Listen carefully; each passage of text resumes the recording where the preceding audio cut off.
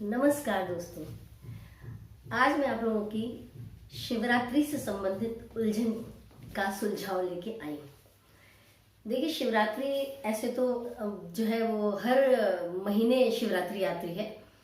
कृष्ण पक्ष की जो चतुर्दशी होती है उस दिन हर महीने जो है पूरे साल 12 शिवरात्रि आती है। लेकिन शिवरात्रि अलग है और महाशिवरात्रि अलग चीज होती है।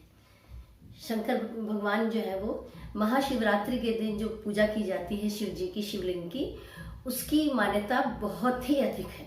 उसका इतना ज्यादा महत्व है कि हमारे हिंदू धर्म में ज्यादातर लोग महाशिवरात्रि के दिन व्रत रखते हैं और पूजा अर्चन करते हैं।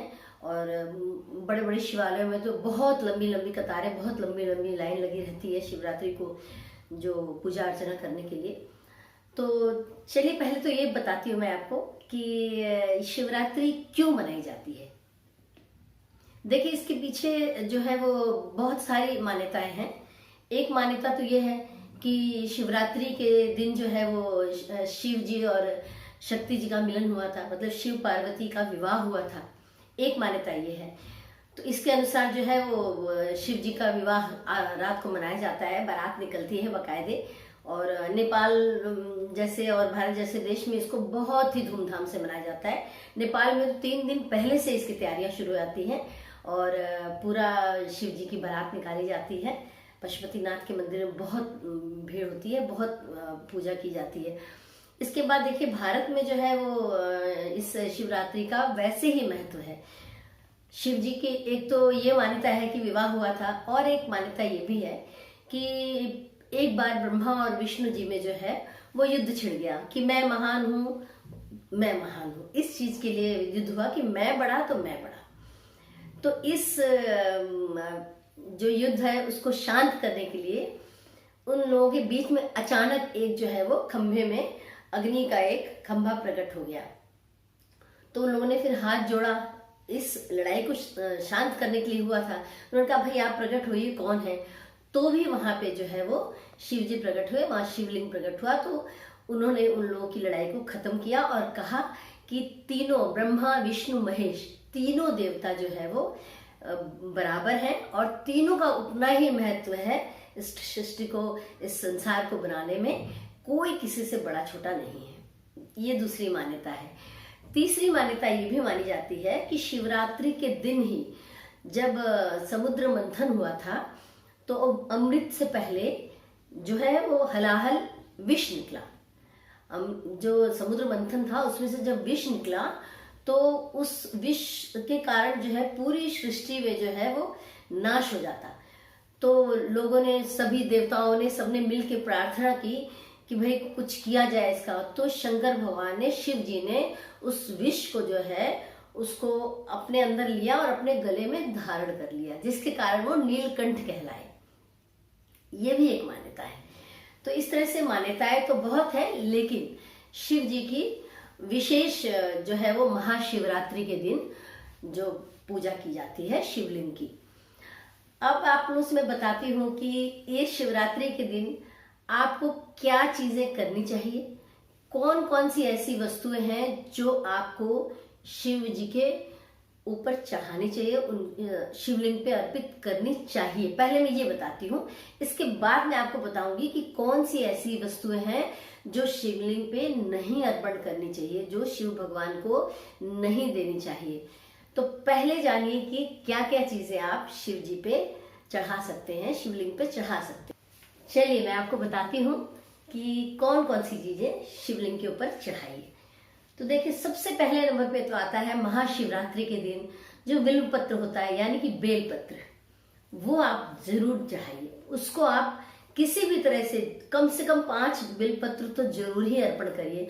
और जो बिल पत्र है वो तीन होने चाहिए, एक डंडी में 3 लगे होने चाहिए। कभी भी 2 या 1 बिलपत्र मत चढ़ाइए, कभी भी। और टूटा हुआ या पत्ता आधा कटा हुआ इस तरह का बेलपत्र मत चढ़ाइए। बेलपत्र चढ़ाना जरूरी होता है। इसके बाद देखिए, गंगा जल आप अर्पण करिए। इसके बाद शहद चढ़ाइए, दूध, दही, चंदन, रौली, मौली, ठीक है, धतूरा, भांग, आँख, जितनी भी चीज़ें उनको शिव जी को पसंद है वो सब उनको आप अर्पण करिए। और इस बिलपत्र को या जो भी आप अर्पण करते हैं उसको जब आप चढ़ाते हैं तो उस समय आप पंचाक्षरी मंत्र का जाप करिए, ओम नमः शिवाय।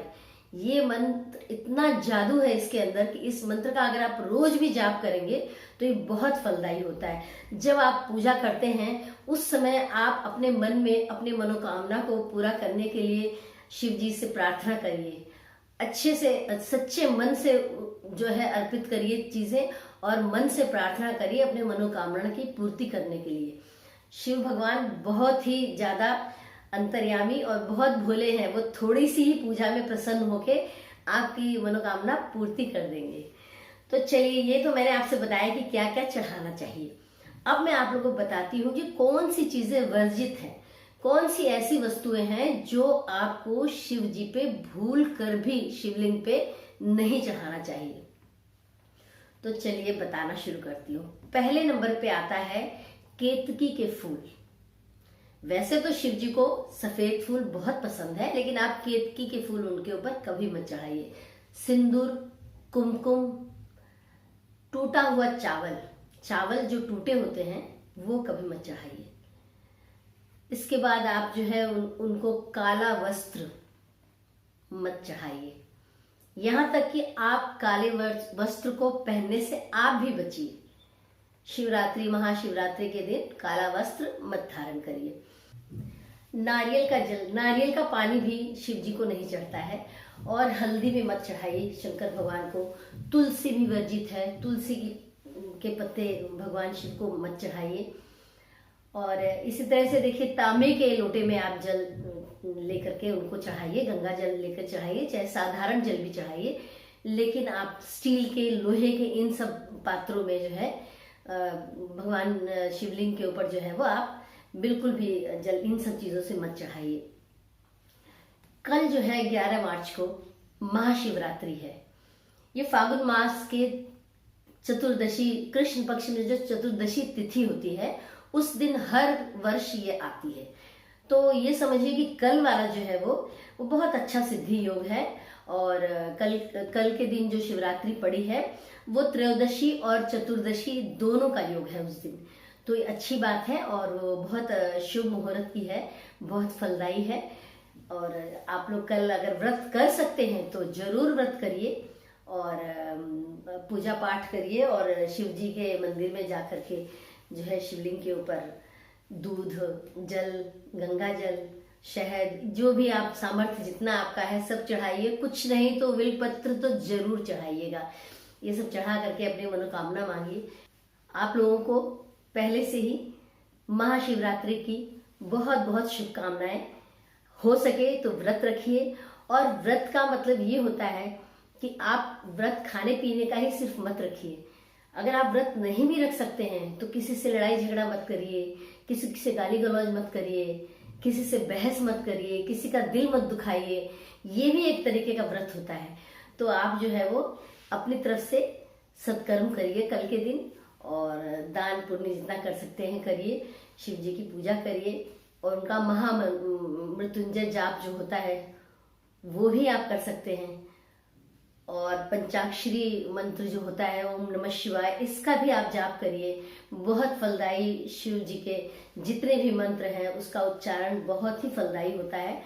और मैं समझती हूँ कि मेरा ये वीडियो जो है आप लोगों के लिए जो है वो बहुत फलदायी होगा। और अगर मेरा वीडियो अच्छा लगा है तो लाइक कर दीजिएगा और कमेंट में मुझे बताइएगा कि मैंने क्या कमी छोड़ी। इस महाशिवरात्रि पर्व को किस तरह से आप लोग मनाते हैं, आप लोग भी बताइएगा। और कल जो है वो मंदिर जा करके मैं भी पूजा अर्चना करूंगी। मैं भी व्रत रखती हूँ शिव भगवान का। और शिवरात्रि की बहुत बहुत शुभकामनाएं। अगले वीडियो तक के लिए नमस्कार।